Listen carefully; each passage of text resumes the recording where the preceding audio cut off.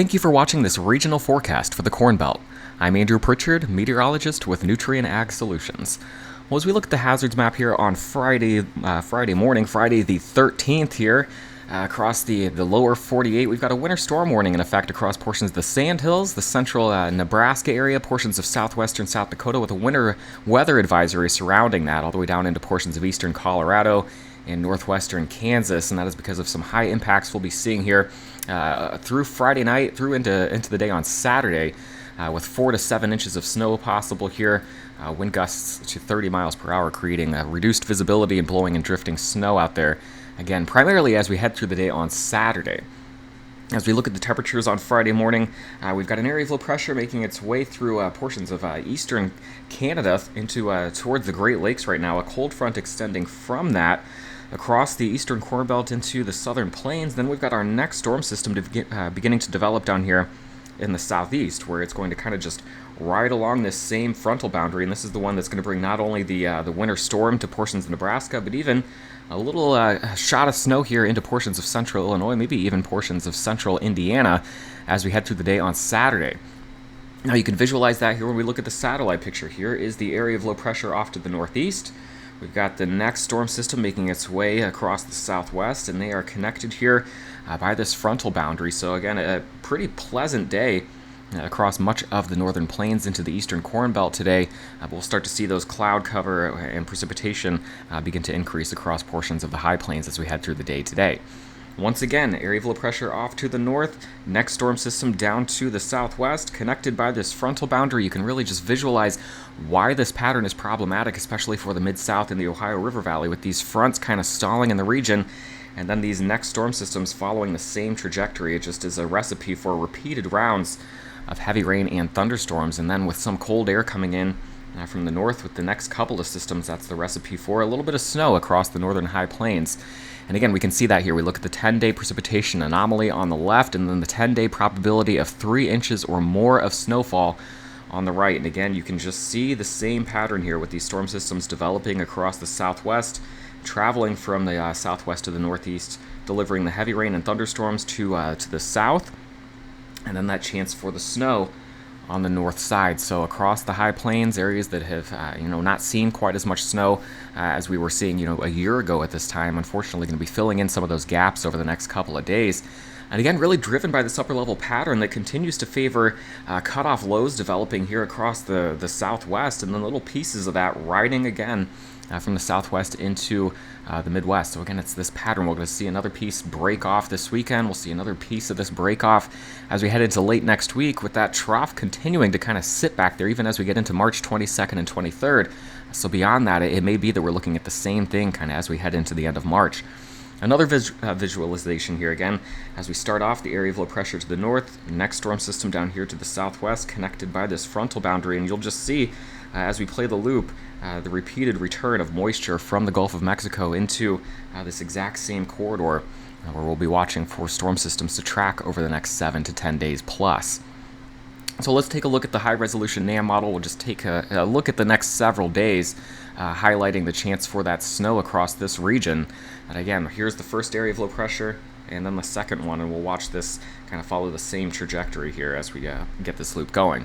So let's just hit play. Let's head through the day today into Saturday, and now the storm system departs on Sunday, leaving us with a quiet start to the week. So let's look at the timing on this, bringing it back to Friday morning.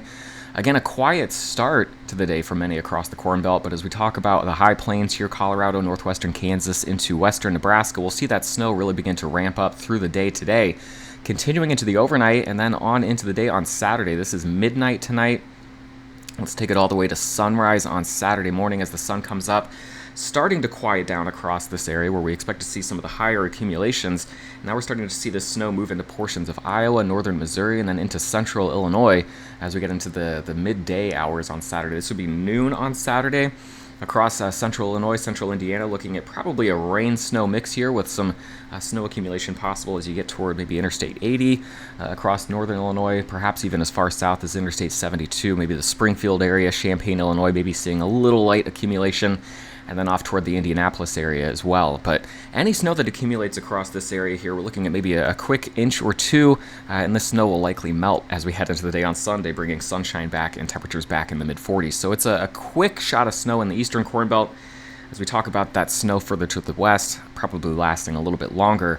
And here are the gusty winds we have to talk about as well as we head through the next couple of days. Let's go ahead and hit play on that loop. That is not a loop. I apologize for that. We'll just go ahead and move past that. But again, understanding that as the storm system moves from southwest to northeast, we will see those northerly winds gusting 15 to 30 miles per hour as we head through Friday and Saturday, and accompanying that snow, that could lead to some reduced visibility, blowing and drifting snow, especially in the high plains. So let's go ahead and take a look a little bit longer range here at the European model, and again, understanding we're just looking at essentially the same pattern here over the next 7 to 10 days.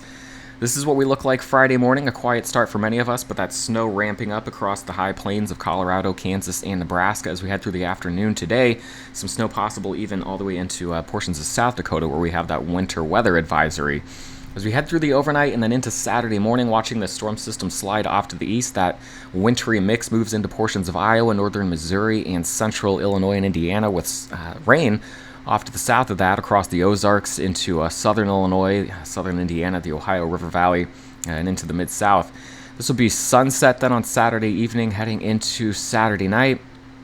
And now Sunday morning, seeing high pressure slide into the region. It's possible we could see some light snow falling across North Dakota as we head into the day Sunday, but a quiet day for the rest of the Corn Belt on Sunday.